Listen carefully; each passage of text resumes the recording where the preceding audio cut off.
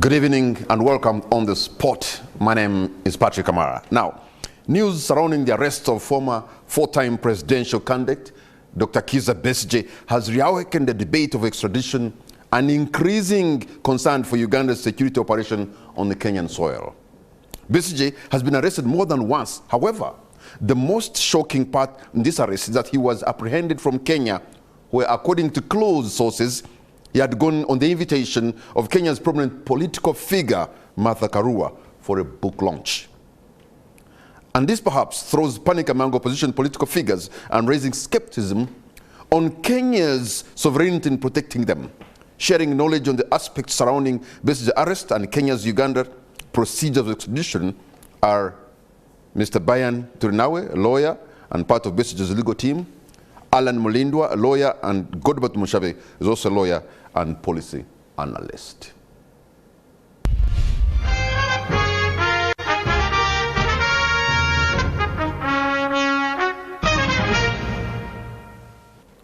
Gentlemen, allow me to just call you by your first names if that's okay with you. Bayan, Godba, and Alan, welcome to the show.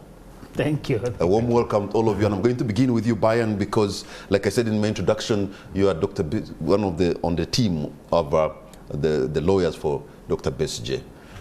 Perhaps you even have more information that is current on how he was apprehended in Kenya, only turned up in the military detention in Uganda. What happened? How did your client get to this? Thank you so much, Kamara. Just like you have said, my name is Bayan Turinawe. I'm an advocate, and I'm part of the legal team representing Dr. Besigye. It's important for me to say that not only am I representing Dr. Kizza Besigye, but I'm also representing the 36 that were arrested from Kisumu, whom we have just secured bail for, which is a pre-trial remedy in the case they are battling with of terrorism.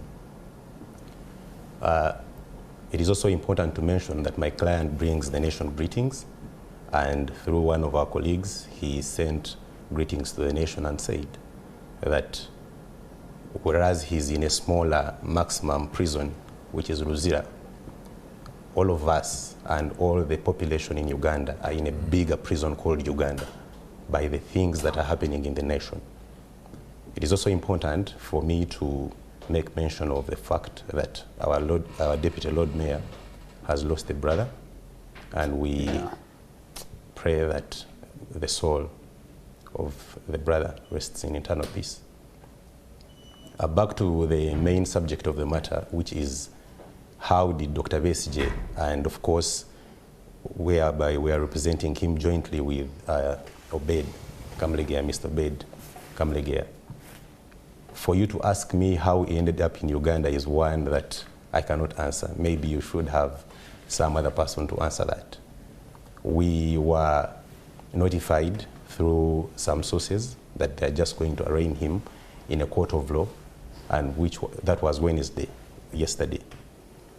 Of course, laughable that we are calling it a court of law because we do not believe it's a court of law, and that is why on this discussion and within this program, I'm going to extend and extensively discuss the subject of the proceedings in the military tribunal, and I will not be held by the rules of law such as res sub judice, because I don't recognize that as a court of law rather than a military tribunal, just like the Constitutional Court has stated. So for you to ask me how Dr. Besigye and Mr. Obed Kamlegea ended up in Uganda would be one I cannot answer. Bayan, I'm asking you that because him being your client, probably he has intimated to you that this is what happened to me. But if he didn't, that's okay. Absolutely. And I understand you, Kamara, that the question is not far-fetched. What I'm only saying is that we were given only 15 minutes of interaction to formalize instructions and understand the charges that are brought against him at the military court-martial. Those are things that cannot be happening in our country right now. For you to want to interact with your client before arraignment, because before arraignment, I understand that the procedure in the military court-martial is that you have a right to object to the offenses. Now, after that right of objection of the offenses is when you take plea. If you take plea, you cannot get a ruling if you object to the offenses, such as what they did to us. He was remanded on a clear objection by the Defense Council, and they said they are going to give us a ruling on the 2nd of December. So if we find that he was indeed not legitimately, or as our submissions were, that the charge is defective, that he shouldn't be in that specific court at the time, it means that he has spent more than a week on remand for a charge that does not exist. And for us, we argue as Defense Counsel that even a day of an innocent person in prison is something that cannot be withstood. And therefore, when we have this whole conversation, we shall understand that what the government of Uganda has done, what the security forces have done, is too illegal to even condense and comprehend by the population. And no wonder he says that we are in a bigger prison, which is called Uganda. Let me come to you, Godba Mushabe. And for you, you come in here appropriately because you also work for the Great Lakes Institute for Security Studies? Strategic. Yeah. Great Lakes Institute for Strategic Studies. Yeah. Where does this leave Kenya? Yeah. The sovereignty of Kenya. Yeah. And, you know, the Uganda's partnership with Kenya. Kenya as a partner state of the East African community. Kenya that we hope is probably a more democratic nation, maybe taking steps more than Uganda. Where does that leave Kenya? Because they do not, they say they do not even know what happened. Yeah. Do you believe them? No, so Patrick, this is the point. I think first of all, let me start by correcting you and correct NTV. Because you're saying the Besigye arrest. Besigye was not arrested. Besigye was kidnapped in Kenya. Kidnapping is different from arrest because in law, there are very clear procedures on how you arrest people and what happens to them. So when you use the idea that Besigye was arrested, you are really giving a full misrepresentation of because the we have to think that Uganda is still a state, it's still a nation. No. Unless you want to say that the government is not in the business. We still want to think that Uganda is not in the business of abducting people. When rogue states do what they do, they have to be characterized as such. What happened in Kenya has implications for a number of for countries, whether Uganda, Kenya, but let's look at it at different levels. One, if a country, if security operatives of a country like Uganda go to Kenya and abduct someone, that's a violation of international law. The sovereignty of Kenya has been abused and undermined, and there are obligations that are imposed on states in respect of international law. So at the very basic level, and because Kenya has probably even has basically said we don't know what happened. So there are two things that have happened. One, Uganda has violated the sovereignty of Kenya. Number two, the Kenyan government has basically demonstrated that it's probably incapable of pistol in Kenya. Ugandan laws do not have extraterritorial application. There is no way you can be a Ugandan having, even if you are having guns in Kenya, and they say you have committed crimes against the state of Uganda. Those, if there are any crimes that were committed, they were committed against the state of Kenya. So the arresting authority, the prosecution would actually be in Kenya, it would not be here. And of course, thirdly, the idea that you get this kind of mercenary operation and you get Dr. Besigye here and he's in the court martial, and this is a retired army officer. He is no longer a serving officer as prescribed under the UPDF Act. I think it's very frustrating to see even lawyers, you know, those gentlemen, the prosecutors of UPDF. You know, for me, I feel like it's embarrassing both to us as Ugandans, but also embarrassing to the legal profession for us who teach law. That you are a prosecutor, even if you are in the UPDF, and you are preparing charge sheets of this nature, presenting them before the the court-martial tribunal, and then you have these senior army officers. I think the chairman of the court-martial is a brigadier. And this kind of charge sheet is presented before you, and you basically have the courage to be able to almost operate like you are a judge. Because some of us who have studied law, when you study law, you are supposed to have a certain level of pride, because that's what the law gives you. 3-4 years of law school gives you pride because you know the law. So you are not supposed to be used to do silly things. Because the charge sheet that was presented for against Dr. Besigye and his colleague, it's really silly for all intents and purposes. So when a lawyer, whether you are a soldier or not, and you go and defend it, that is what we should worry about as Ugandans. And finally, the thing that the Ugandan security did in Kenya, it was done here. You remember when the Rwandan nationals were being abducted here, and these two countries almost went to war because of this situation. So you ask yourself, but Uganda, for us Ugandans who have gone through this, why then do we have a government that thinks that it is okay for you to go in the territory of another country and kidnap a person, a citizen who was exited here through immigration, entered into Kenya through immigration?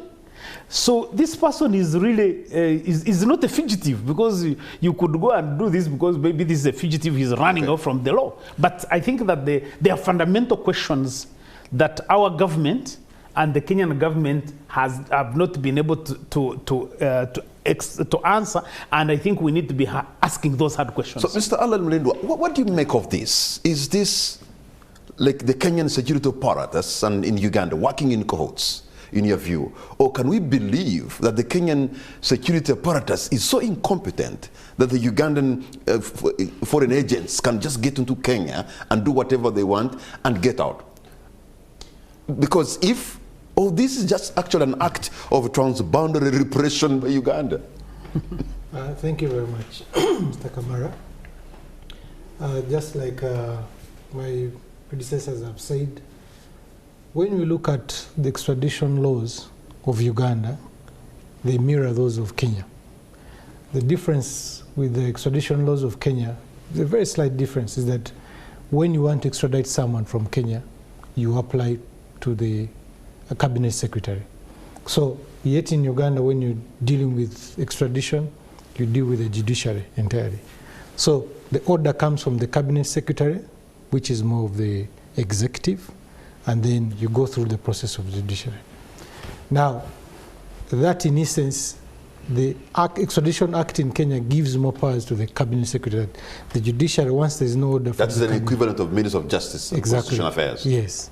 So that's where the difference is. So the cabinet secretary can issue an order, and then the magistrate is the one who has the powers to hear an application which you make. For example, Dr. Besigye was at liberty if we had gone through the process of either voluntarily surrendering or going through the process. But Alan, you see now, we cannot even talk about extradition because Kenya has said they do not know. So that process is entirely non-existent in this kind of discussion. Yeah, and also maybe to add from what my colleague has said, I think the right word here would be abduction. Because when we say kidnap, it has a connotation of ransom of sorts. So here we did not see any intention of a ransom. Yeah, but also when you so I think I would be comfortable with the word kidnap, whether with the word abduction, because this is forceful, but we don't know the exact facts, whether it was our Ugandan security personnel who went to Kenya and drove Dr. Besigye from the apartment through the border. But Aaron, you have to know also there's a precedent for this. Kenya seems to be a playing field for many foreign agents. It has happened before, but a Turkish opposition leader was taken from Kenya. Yeah.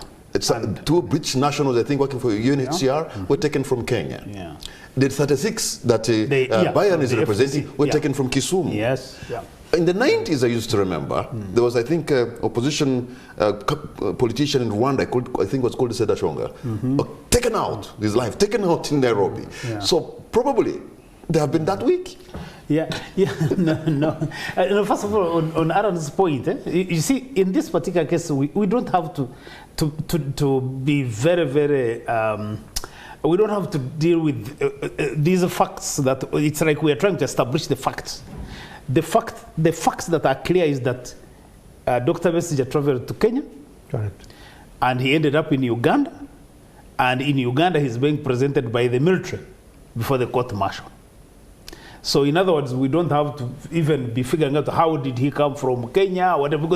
Because if it was a formal, a due process, whether it is a process of extradition or a process of deportation, or that would be known. To the extent that that was not the process, because those are the two processes in which you can get a foreign national repatriated to the country of origin.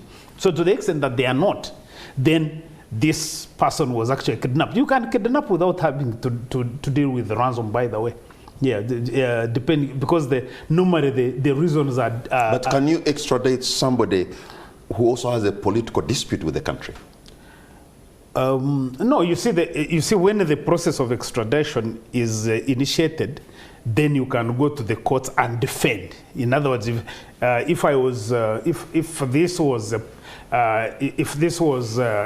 Uganda wanted to extradite Besigye, and they can level these kinds of offenses, Besigye would have to prove that he's actually a political exilee, and therefore defend himself. But then he would still follow through the entire due process. But on the question that you raised, I think we have a problem with the Ruto regime now in Kenya, because these kinds of cases, they have become more conspicuous and more regular.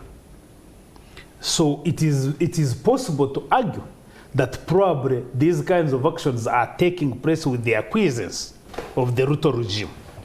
And that is very worrisome, because if Ugandans cannot be safe in Kenya, it means that we are going back to the days, I think that those were the days of the late Arap Moi in the mid-1990s. That's when Ugandans were really harassed and some of them killed in Kenya. And so for both Uganda and Kenya, you are basically taking a step back, because what happened to Dr. Besigye here and the kind of show that is going on in the court martial, including the 36 FDC leaders, these are the things that normally President Museveni talked to us about, complaining about Idi Amin. So in other words, you can expect these things to have happened during Idi Amin's time. I don't think that they should be happening now. And so we are seeing Uganda going back to the Idi Amin time, Kenya going back to the Moi times. So that's something to worry about as a region. And I think that's why I would really call every Ugandan, every Kenyan should be condemning this kind of action, because this is not where we should be as a region. This is not where we should be as countries. So Bayan, you as the legal representative, are you also demanding Kenya to come out and explain how this happened? And if such a crime, an alleged crime happens, how should it have been handled in Nairobi, legally? Okay, thank you so much, Kamara. Before we take leave of the question which my brother asked, which I would want to answer on who arrested these accused currently in the military court martial, I would want to answer that question without a shadow of a doubt that they were Ugandan security agents, because our clients tell us that they started by speaking Swahili. After some kilometers of travel, they changed to Luganda, and after some kilometers of travel, they started speaking to Dr. Besigye in Runyankore. Now, that is not... These Kikuyu guys are multi-level, it's no shock, because the only issue is that we are discussing Dr. Besigye's arrest, Dr. Besigye and Mr. Kamulegeya's arrest in isolation with the 36, because the 36 tale was that they were also arrested by a joint operation of Kenya and Uganda, and mostly the Ugandan officers were the indisciplined ones who were beating them to sustain injuries that they did, who were speaking to them in Runyankore. They would ask you your name and speak to you in Runyankore in interrogation on arrest, and they are the ones who brought them back to Kampala without any immigration clearance, and they are currently in Kampala, locked up on bail without a status of entering back in Kampala. Now, what is interesting, and probably what I must mention, is that the difference, the only difference of the 36 and the 2, which is Dr. Besigye and Dr. Obed Kamulegeya, is that among the 36, there was a refugee who had refugee status in Kenya. Now, whereas the reason we are discussing Dr. Besigye now is because of he's a political figure, and so everyone takes interest. But there is an individual who is in Uganda on bail, yet he's a refugee in Kenya holding refugee status. And yet he cannot go back, but he's around, hanging around. So I think it speaks to a magnitude of human rights violation that is happening in the country by the state operatives. And now, coming back to your question, which I would want you to remind me on, your question. Yes, I wanted to know whether, you know, these guys were working in cahoots with the Kenyan security. With the Kenyan security, on what should have actually have happened legally if he committed a crime in Kenya. How should they have handled it? The response we had from that in the military tribunal, which we appeared before, of course, under opposition, is that they are using Section 208 of the UPDF Act to do the actions they did, to enter Kenya and arrest a person, which section says that a person who commits a service offense under the Act can be arrested, whether in Uganda or outside Uganda, can be arrested. And our contention, of course, was that this section talks about a service offense. Yeah. It does not talk about offenses committed by civilians. Yeah. Now, in the Mike Kabaziguruka versus Attorney General case, Justice Kakuru, J as he then was, rest in peace, had an able discussion on what a service offense is. A service offense is one that is of disciplinary nature by an army officer, a serving army officer. Now, even if you wanted to stretch it and say Dr. Kano Besigye is a retired officer, therefore he has been in the army, what about his co-accused? Because his co-accused in court stated to the military tribunal that he has never even been a scout. He has never served any military or likelihood of military organization in his entire life. So a service offense cannot be overstretched to charge our clients of that. I can imagine they will run that they were having government stores, in this case UPDF. Whereas for having ammunition and arms. Whereas that can be argued, it's not a statement of fact, of course, that we know confidently from our clients, and of course from the past abuse of that specific charge of possession of arms, that we know that it's not a statement of fact. But even if it was, just like my brother has already stated, that this is possession in Kenyan land. And just like we contended in the military tribunal, that you cannot say that the military of Uganda or the state of Uganda has jurisdiction over all charges that are committed on this earth.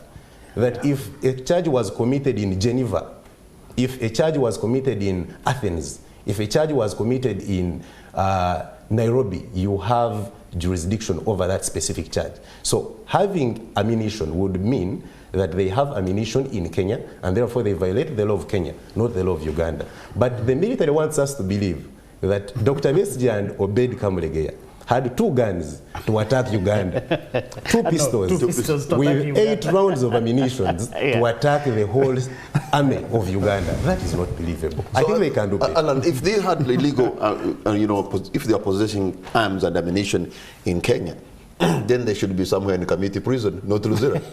Yeah, I think I agree to that point. But there's another offense. This is the one relating to security under Section 128 of the APDF Act, where they are saying that, I think that's what is being at large. They are saying that when others at large. Yeah, no, they were at large in these cities, in Geneva, in Switzerland, Athens, in Nairobi, held meetings aimed at soliciting for logistical support. So when we talk about logistical support, I think that is a little bit a technical word. Maybe the security people know better. But that would mean that somebody is trying to get arms. Is he trying to get arms which can be used to overturn a government or fight a government? Is that what they're relating to? That is also something to explore. But there is a small point that before good bad come in, that one thing we must agree as lawyers, that the rule of law must be upheld in every state. That we cannot compromise, whether it's in the court martial, whether it's in the courts of law, whether it's in Kenya or Uganda or the cabinet, whatever it is. So Dr. Besigye, if the law of extradition in Kenya is very clear that someone cannot be extradited or surrendered before the lapse of 15 days. Someone is arrested on Saturday and the journey begins on Sunday, if I'm right. So that is already a violation of the Extradition Act in Kenya. So we are wondering if Dr. Besigye has lawyers in Kenya to really take on the state in Kenya, because this is something that would look at as a violation of the rights of Dr. Besigye. We have also seen the Uganda Human Rights Commission coming up and also condemning this charge sheet, saying that this charge sheet is defective. Of course, the opinion is with the court, and my land senior brother here, who happens to have been my teacher also in international law. All these are his students, by the way. Kudos to you. I hope I'm doing him great. I'm not embarrassing him. And including the people who have grown. Yes. So Probably. we must agree to a point that where there's violation of the law, we know that if this case went to a civil court, it will not see the light of day. Because now we have the Human Rights Enforcement Act in Uganda. We also have the Human Enforcement Rules, which are very clear that where there is a violation of any right of the accused person or the suspect, the court will stop the hearing and then will hear the violation.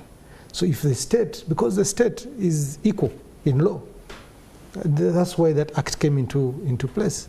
So if this came to our civil courts, we believe that the cases against Besigye will be dismissed. Gentlemen, we're going to take a break on the spot. We'll be right back.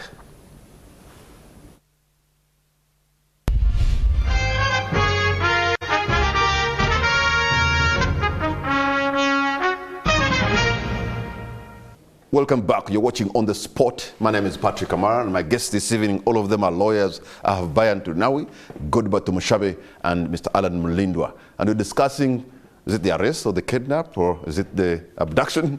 Well, the semantics there, no, but this... It is abduction? This is an abduction. They are not semantics. The thing is here is that I have 3 lawyers here. Yeah. I think before, after the end of this show, I will also become a lawyer. But Bayan, this is happening during the rule of law week. Can you imagine what the opposite direction Uganda is taking? In your view, we in Uganda, are we really living under the rule of law as it should be? Thank you so much, Patrick. I am only shocked that you, who has been in journalism for this long, can ask me whether. You know why? Because up to today, Brian, yes, you are going to court, you're representing clients, you're winning cases, and probably you're even being paid for it. And for you, so and you're doing your trade, you're doing your craft. Absolutely. But maybe to answer the question, we have not had the rule of law in Uganda for long. And if I may, in a democracy or a sane democracy, when you want to examine the question of rule of law, you start with the issue of separation of powers. That is there separation of powers within our organs of government, including the judiciary, the legislature, and the executive. If you dispense with the issue of separation of powers, now you go into the issue of checks and balances. Are there checks and balances? Do they check themselves better? And we have seen circumstances where court issues an order in Uganda and parliament trashes it away, or a minister comes and trashes it away, or vice versa. So there has been contemptuous situations. Sometimes someone as small as an RDC. Absolutely. Yes. We have seen RDCs issue orders vis-a-vis court orders. You have a high court decision and the person comes and, because he's an RDC, overthrows it. So we have a situation whereby those arms of government are contemptuously abusing the principle of checks and balances. And if you do not have checks and balances, separation of powers, then you cannot have rule of law in a country. And maybe to state, the rationale of Kizza Besigye, or in relation to this discussion, the rationale of Kizza Besigye, and I will again quote Justice Kakuru, as he was then, of the court of the Constitutional Court. He was of a view and an opinion that the reason why we cannot charge a civilian in the military court-martial is because if you put a civilian in the military court-martial, which is controlled and under the authority of the chief in command, who is the president, and who is part of the executive, it means you do not have a judiciary dispensing justice because the military court-martial is under direct control of an individual. Because if you examine under our constitution, under Article 126, where it states that judicial power is derived from the people and exercised on behalf of the people by their values and their beliefs. And then you examine Article 28 and 29, whereby they now establish judicial organs to dispense justice.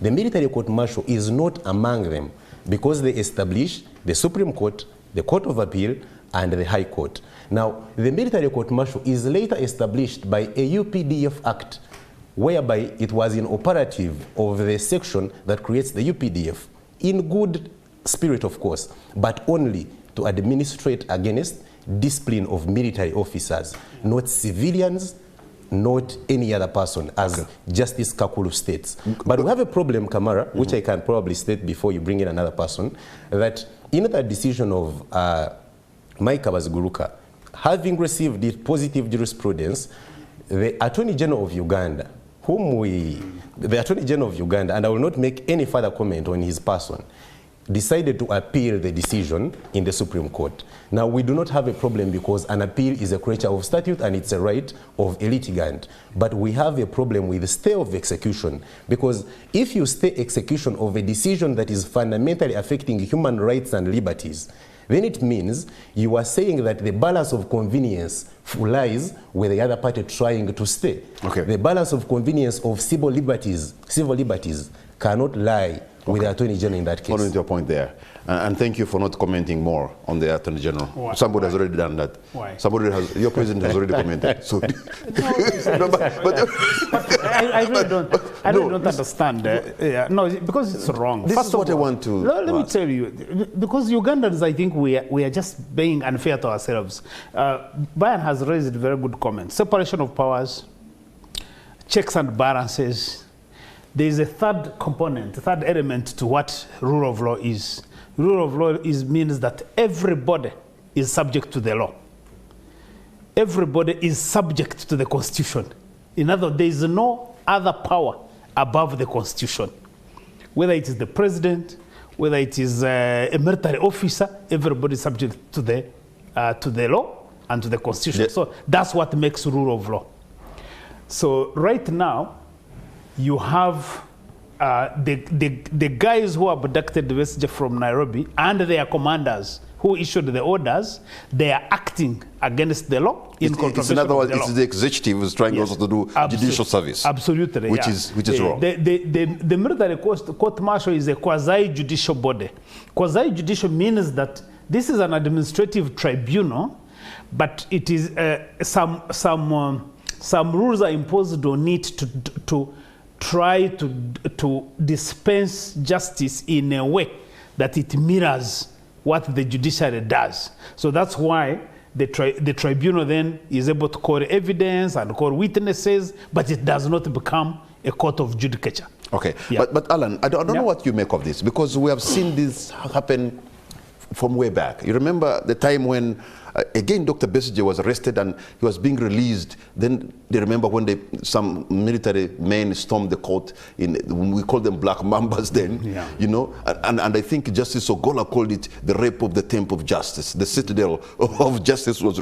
And many things have been happening where a court issues an order, somebody is released, and some other group of people are waiting outside in the car only to grab them and take them again. So, I mean, this is the situation we've been in. Maybe we shouldn't even get shocked. This is Uganda, isn't it? Maybe from what my colleagues were saying about the question you asked, is there a rule of law in Uganda? I would say that when they say that there's no rule of law in this country, what is the determination they are using to say that there's no rule of law? Because we know we have the courts of law, we have a parliament which is a work in progress, we also have the executive. The difference is that the people who are put in these offices are the ones who are creating a scenario that we are in as a country. And secondly, if I look at now the American democracy, we're looking at Trump. He owns the House of Representatives, the Senate. He owns it? No, he has majority, I beg your pardon. He has majority. Okay, synonymously, he owns it. So he has the representative I think and the judiciary from Uganda. And the judiciary itself. The Republicans are the ones who are having majority. They have just denied his He's choice. One of the appointees. That's the Attorney General. Yeah, no, he has turned down the nomination. You know, there's another act of law, 2008 or something, which can still enable him to appoint him. So the point is that whereas we in Africa, we should agree that our rule of law is in progress.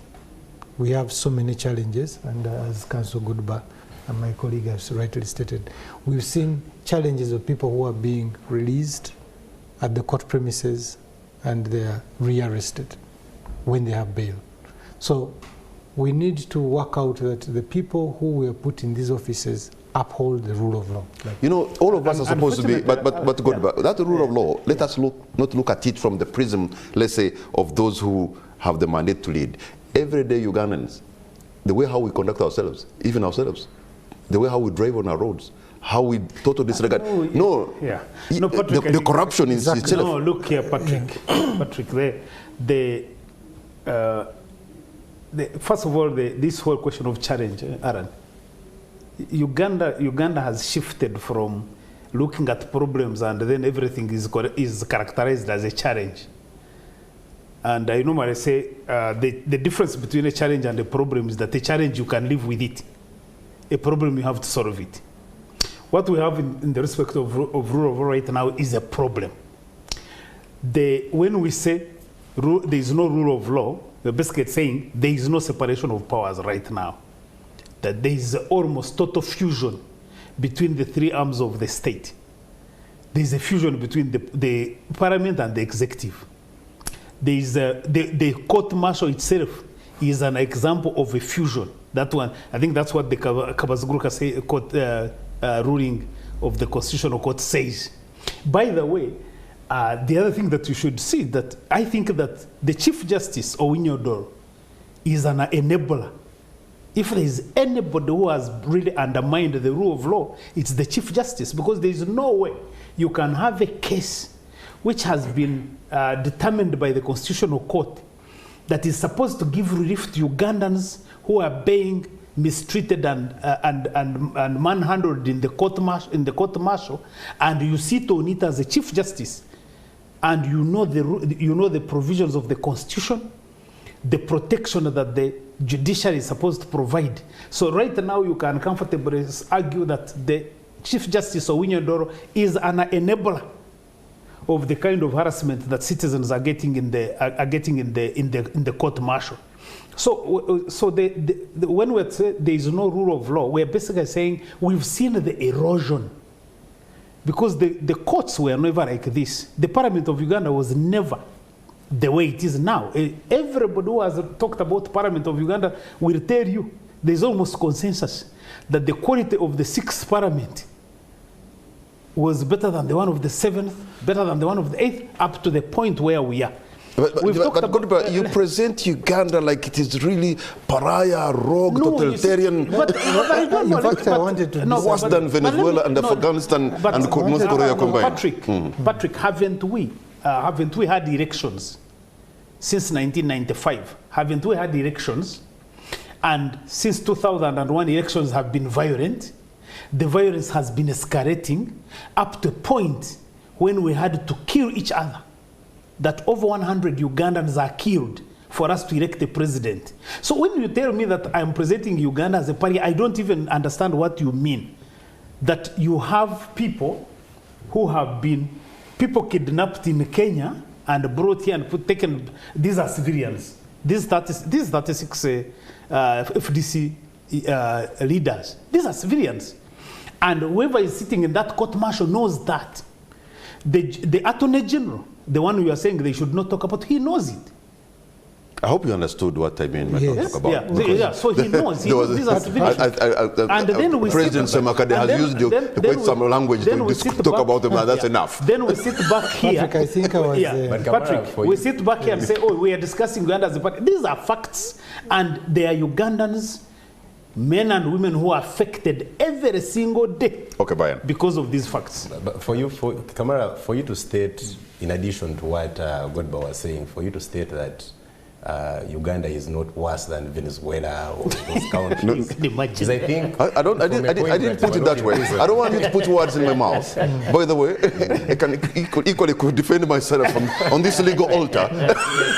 But I think for anyone to downplay or make trivial of what is happening in Uganda is because they are not the one in prison right now, or they have not worked with people in prison to get out. And the harassment, even when you're receiving legal representation that comes from that specific side of the state. And that is why, for example, in this case of Kenya, we should watch it with a lens that you can be in the same situation tomorrow. Yeah. Anyone can be in the same situation. And what we call the excessive power of the state is one that is guarded against by both the law and neighboring states. It's why the right word, Brian, is impunity. This is not excessive power. Absolutely. This is impunity. Absolutely. Yeah. Because we understand, and just that the president or the security forces keep wanting to show us that they are the ones with the power and they hold it, which we understand. But for you to keep using authoritative or tyranny against citizens is one we shall not understand, and it's one we shall not accept. The other thing, perhaps maybe they forget, that for those who disregard the law, it can also catch up with them at one point, and they find themselves... Absolutely, because one of the safeguards upon that tyranny and power of the state are neighboring countries, that you can't go in a neighboring country, stay there and probably get even refugee status, and you're protected. But if that is being contempted, that East Africa now is becoming an unsecure place for anyone to be, you will not be haunted only in your country, but in 7 states across your country. Yeah. We have seen South Sudan enter Kenya and abduct citizens of South Sudan and went back, killed actually one in that incident. We have seen Ethiopia, which are not part of East Africa, but if all East African countries are going to be unsafe for political people that are being persecuted, then we have to fear. Godba, is that a pure case of trans-boundary repression? No, I wouldn't call it transboundary repression. I would basically say this is state by state. The state of Uganda can decide to respect its citizens and protect them and defend them. That's what you would expect a state that is governed according to the rule of law. So even if you, Patrick, were in Kenya as a refugee, the state of Uganda should have an interest on how you are being treated, because you are being a refugee in Kenya does not, or any other country, does not make you cease to be a citizen. So the idea that we can treat political dissent with this level of brutality and authoritarianism is basically what we need to be questioning. Because what is Besigye's crime? Besigye's crime is that because he's an opposition politician, he disagrees with Museveni. If there are legitimate concerns by the state of Uganda, and Besigye has planned things in Geneva or South Africa or wherever, and the state has legitimate concerns and has the facts, there are processes that you follow to get him to answer. You can't be a state and operate as if you are a militia or a mercenary. That's not how states operate. Now, incidentally, many people, Aaron, they make false equivalencies between Uganda and the United States. I've seen many people say, hey, Uganda, even the United States, they do this. As you said, the Trump, who is also actually, who has authoritarian tendencies, by the way, he nominates a guy whom he wants to be Attorney General, and guys say, no, this guy has been running around with young girls, so he is not qualified. Why are they saying that? Because they're saying an Attorney General in the United States must have a certain level of credibility. The profile must be solid, and because the Attorney General in the US protects even citizens against the state. So that false equivalence between Uganda and the United States is, these are not comparables. Okay. Yeah. So Alan, how, how should the people like Bayern, what should they be doing in protecting the rights of Besigye? Shouldn't they open a case against the Kenyan government? Shouldn't we be seeing now lawyers, in Kenya, opening up a case against the Kenyan government? Yeah, I want to answer that, but I wanted to briefly comment on what Doctor has said, that even we, the right-thinking members of Uganda Law Society, Mr. Semakade had cases in the disciplinary committee. They elected him. Now, if we fall short, we as lawyers, and we are condemning Semakade Isaac, the president of Uganda Law Society sits on the disciplinary committee, but he has a case, and then you elect him. Okay, just even the suspicion, why would you elect such a person? So when we are talking, when I say it's but work Alan, in progress, you can't convict before that. So now you can hear how easy you can see. So if you say that we don't have a rule of law, we do. You understand? But we are falling short because now Bayern is coming up in arms saying that there is no conviction. So yes, if we are going somebody is innocent until proven guilty, exactly. As simple as that. So you cannot say because they're suspecting you, and then you are guilty. Exactly. And I think that's what he's contesting. Exactly. So we are saying that what I'm trying to say in brief, that however much sometimes some of these charges they are trumped up. Okay, that is how you look at them from the perspective of a lawyer who's representing the client on the other side. But the ability that there is a court, and then there is a ruling, there is an appellate process to that effect. I think Doctor will agree with me. But the court is not a court. Do you agree? Yes. Do you agree that the Supreme Court of Uganda should have handled the Kabazguruka case the way it has handled it?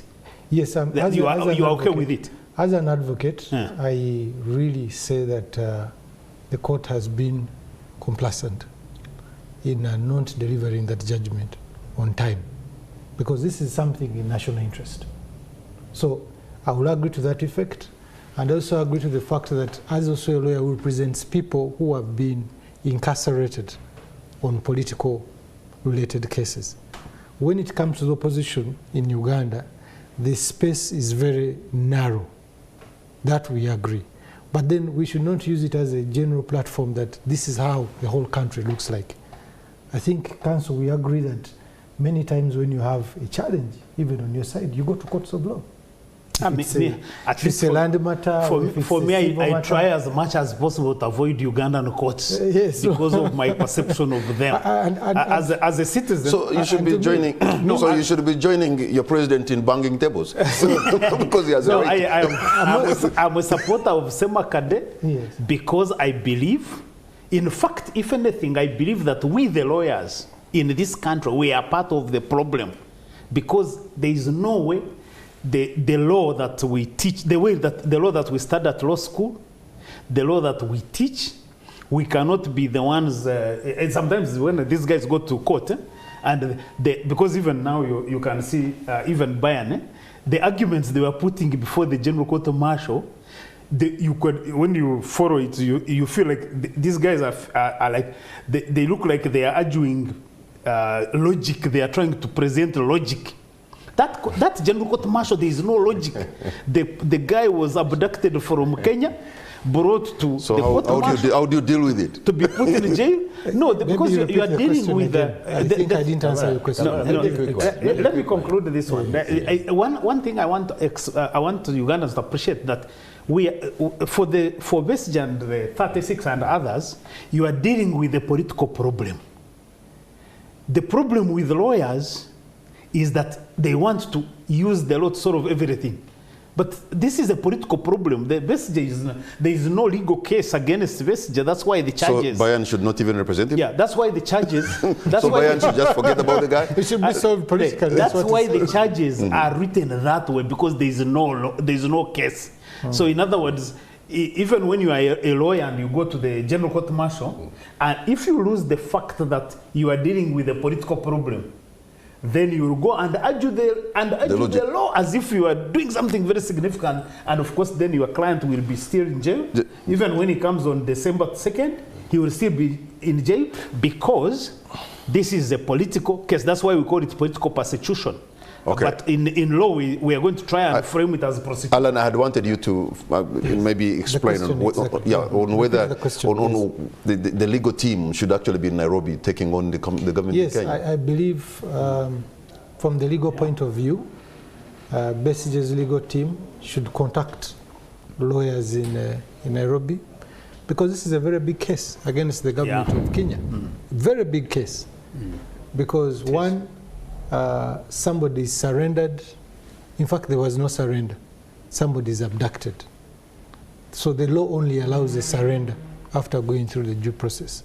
So there was no due process that Besigye went through, so he can sue the government of Kenya for violating his rights. Yeah.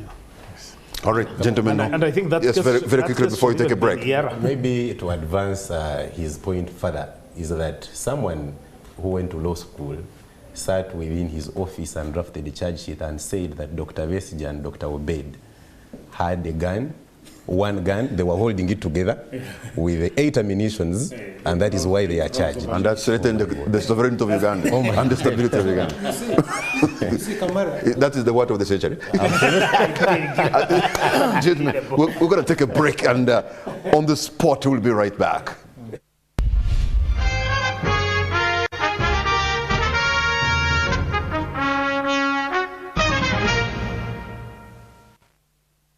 Welcome back. You're watching On the Spot. My name is Patrick Amara, and my guests this evening, all of them are lawyers.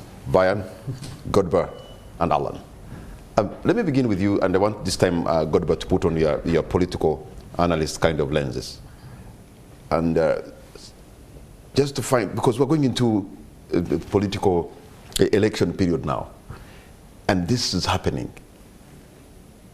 Could it be that somebody wants to send a message to all other actors in the opposition that, look, we see you. You are on notice. No, so let me put it this way, because I've watched the space for a long time, participated in the political process in many different ways, managed discussion groups to look at the Ugandan political process. In 2021, a colleague of mine and I, published a paper called "The Uganda Transition Scenarios 2026 and beyond. And we basically framed what is likely to happen going forward. And you can see most of the things we predicted actually happening. Among the scenarios, we basically argued that the worst case scenario for Uganda, which is the most likely scenario, is what we described as the warrior mad king scenario. Warrior mad king scenario means that if you have a long-serving president like President Museveni, when his power is challenged, he basically runs mad. He can do the kinds of things that you don't expect any sober person to do. So if you look at the trends now since 2021, because 2021 we had the killings on the streets of Kampala. This is where you have the security forces shooting people like insects. In 2022, I think that's 2022, we had the abductions. You remember the abductions of these by these drones, where you wake up, the media people, you tell so-and-so has been kidnapped or abducted. After 1 week, the story disappears. Those ones have been there. In most recently, when the Gen Z in Kenya went protesting, the following day, after the start of the protest, the military was deployed on the streets of Kampala. If you followed, if you are a keen observer, that deployment has not ended. So for me, my analysis is that there's a gentleman called John Bosco Kibalama who has totally disappeared. And was first taken by government. There's the lady that there's a lady who has been in court also, whom they have refused to release. Olivia? Olivia. Not tried. They can't release her. Man, Aaron, when you say rule of law, these are real hard facts. So the arrest of Dr. Besigye can do several things. One, can send a signal that we are going to actually become more repressive. In other words, the mere fact that you have a government, it is supposed to be a legitimate government, and it can just go into another country, abduct its own citizen who has just moved on a legitimate travel, and I don't think that there were any indication that he's not coming back, but you feel a sense of urgency? No. You are doing it because you want to demonstrate that we can be this aggressive.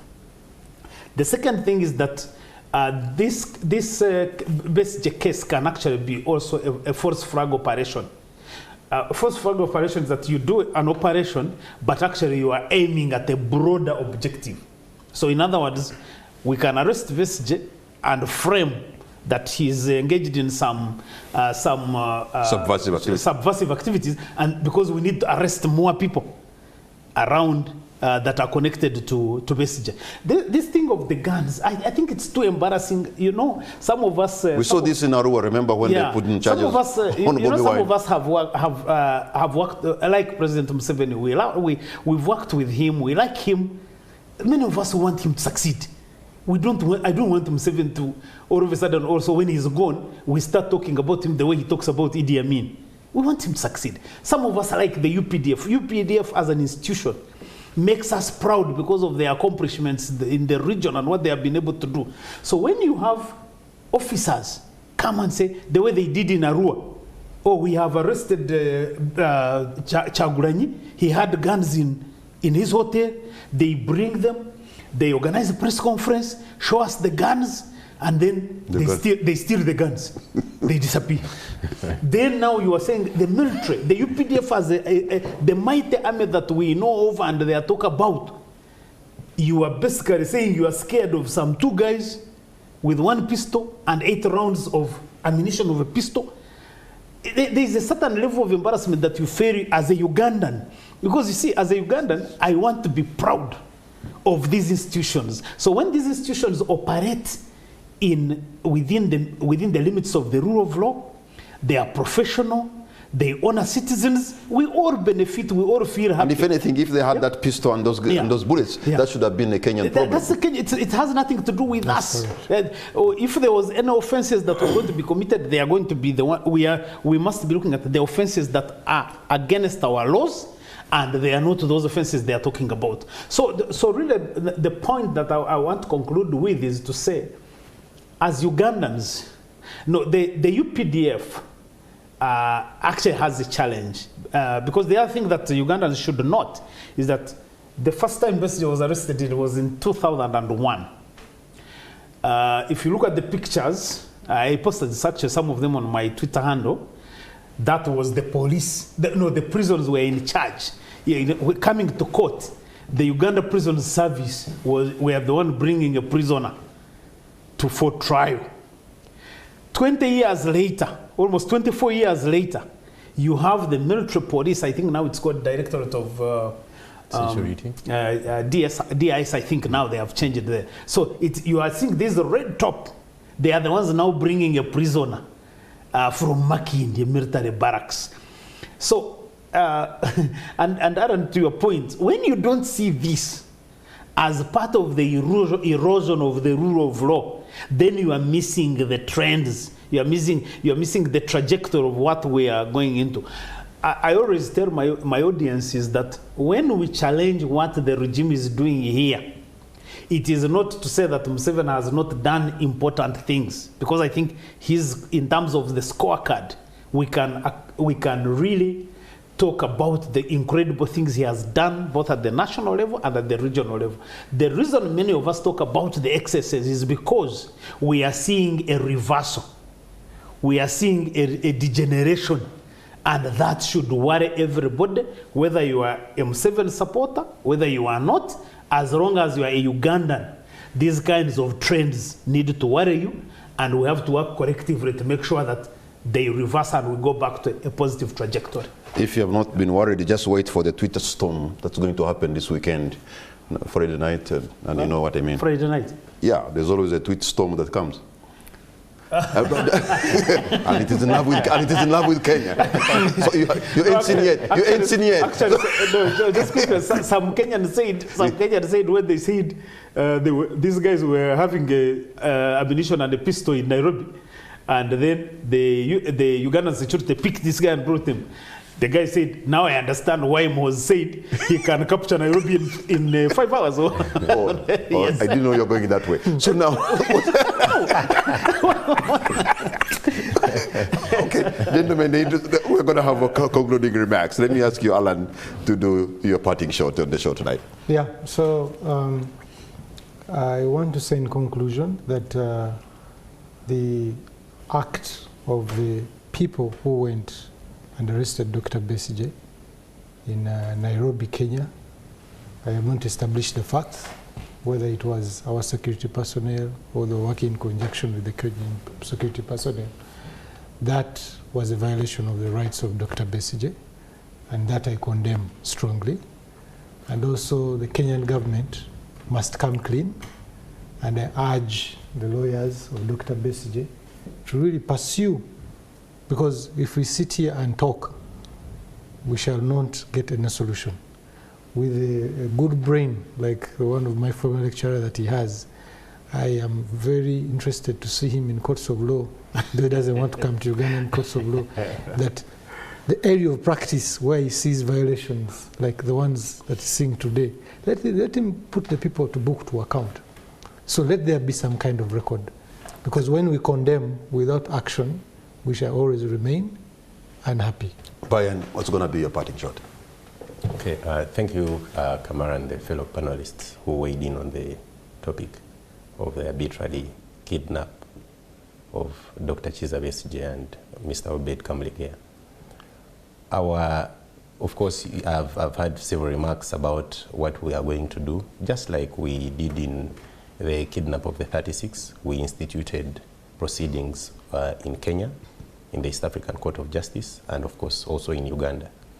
We shall take similar action against the government of Kenya and the government of Uganda, and we hold them to account and bring them to book on the misgivings they have committed against and of course infringing on the right of our clients. But importantly, we shall examine and see how best he can regain his liberty with immediate effect, whereas we think it's not one that should be done or can be done in the military courts, because that is not a court, it's a tribunal. we shall seek other avenues to see that he's released with immediate effect. And we do not see in any way us as the legal team of Dr. Besigye respecting the fact that that is a military court. Our clients have formally objected to the charges brought against them with, of course, strong opposition that they are not serving military officers. We shall continue that line because they are the instructions we have, and we shall strongly object to the trial in guidance of the decisions of the very many various decisions that have come out in courts of law, that is not a court that a civilian should be tried in.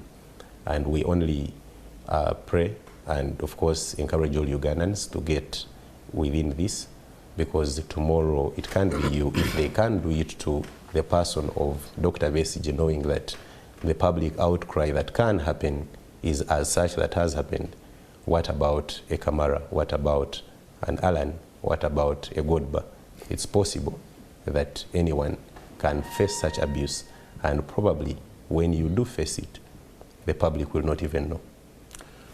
And let the teacher talk last.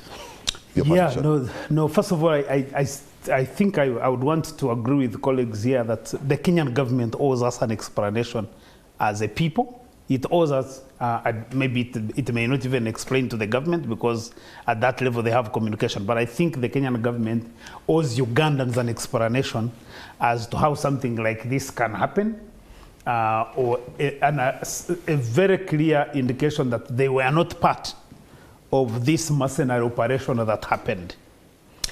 Secondly, I think I would add to what Bayan said, basically, what has happened to Besigye, to Obed, to the 36 FDC leaders, and many other people who are in jail, can happen to any one of us at any one time.